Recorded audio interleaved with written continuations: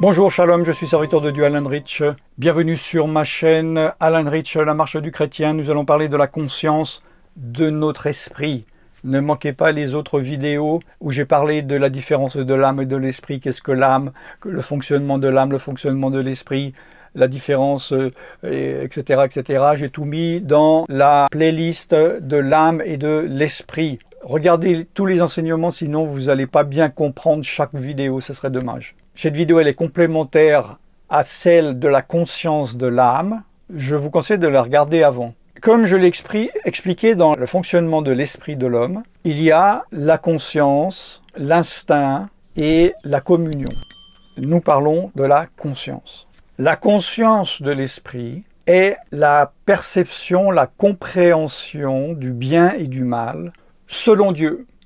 Et c'est par l'Esprit de Dieu que ma conscience spirituelle va grandir et que je vais comprendre, saisir, être conscient du bien et du mal objectif selon Dieu.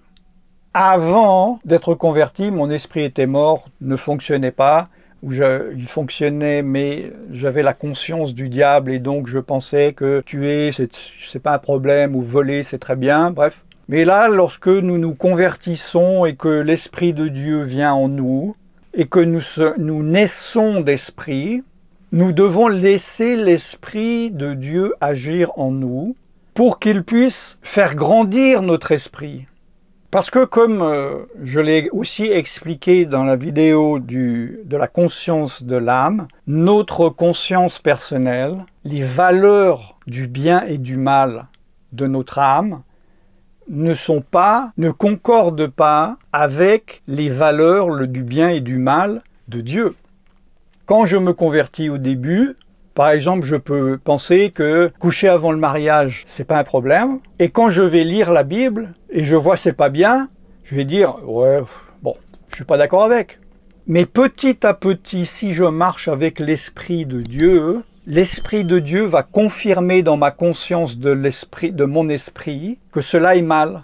Et la conscience de mon esprit va changer la conscience de mon âme. Parce que l'Esprit de Dieu, en fortifiant mon esprit, en faisant grandir mon esprit et va faire changer mon âme et le mettre en concordance avec l'Esprit de Dieu. Parce qu'il est dit que Dieu a mis dans le cœur de l'homme la conscience de l'éternité. Il a mis ça dans notre esprit. Et avant que notre esprit naisse, il y a des choses que nous ne pouvons pas comprendre. Parce que nous analysons tout, nous essayons tous de comprendre des choses avec notre âme, et il y a des choses que nous ne pouvons pas saisir avec notre âme concernant le domaine spirituel. Et il ne suffit pas de naître de nouveau. Encore faut-il suivre l'Esprit de Dieu, obéir à l'Esprit de Dieu, écouter les directives et les invectives de l'Esprit de Dieu. Il est dit, marchez par l'Esprit de Dieu et vous n'accomplirez pas les désirs de la chair. C'est-à-dire, obéissez à l'Esprit de Dieu et votre âme, vous n'obéirez plus à votre âme, vous obéirez votre esprit et votre âme va se soumettre à votre esprit renouvelé qui était renouvelé par l'Esprit de Dieu.